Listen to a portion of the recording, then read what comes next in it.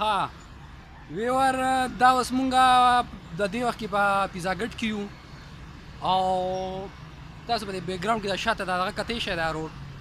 په دې روډ باندې به انشاءالله تعالی مونږ مخکې اوس کالام ته ځو او دا د پیزا ګټ یو ښکلي یو څو نظارې وې ما چې یاره ما دا هم د دې کتونکو سره شیر کړمه او زما دا ملګري خو ما پسې خاندي را خاندي دا ته څه پارځي کې ویډیو کې وی خو خیر بیا هم مطلب دا دی ځکه دا خو زه د خپلې خوشحالۍ لپاره کوم که نه یاره تاسو ته پته نه ده نو دا د پیزا ګټ د ښکلې دغه دا خانه دې ولیکې څه وایي نه دې ته څه دیارو دا د کالام ښکلی دیار او دا زبردست روره دریائے سوات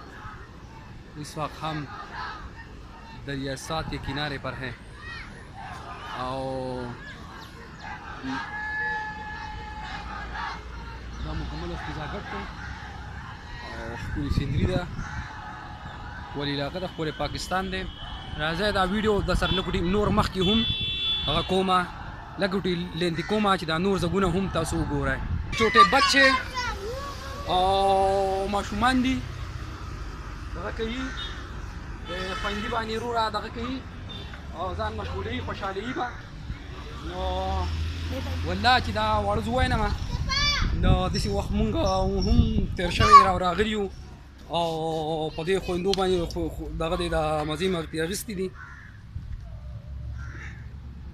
اوس خیر زموږ د دې پارکونو مارکونو دور نه دی خو دا د دې ملګرو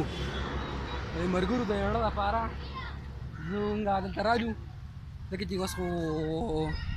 موږ د پارکونو مارکونو نه وتي یو که نه نو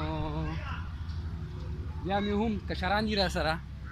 نو ما یې راځم دغه د ویډیو به هم وکړو او په دې پارک کې به اوس تاسو د یړه لپاره وګرځو دا اوس د دې پارک دننه ماحول دی زموږ سره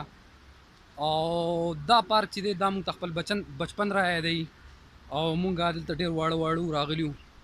او دلته په دې زانګوګانو کې په دې سیندونو کې موږ لامبلي یو ژوند مې انجوای کړی و اوس دلته حالات ډېر زیات بدل شوي دي او ښه شوی دی دا پارک ښکلی شوی دی خو پته نه لګي چې لکه اوس مونږ ته ځان څه عجیبه غوندې ښکاري چې په دې پارکونو مارکونو کې ګرځو خو بیا هم مطلب دا دی لکه چې د زانګوګانو ته ګورو د سیندونو ته ګورو دغه ته ګورو نه ملګري مې راته وویل زه بس ښه دی که نه چې وایي بچپن دلته د دریادېږي دا ښکلی خبره ده وایي نو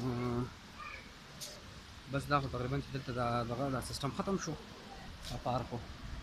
دا د اخرنه یو ویو درته ښیم بیا د دې ځای نه پس به بیا مخکې نورې بیا دنګ سره ویډیوګانې او کیسې به کوو اورې او دا ویډیو وګورئ لایک یې کړئ او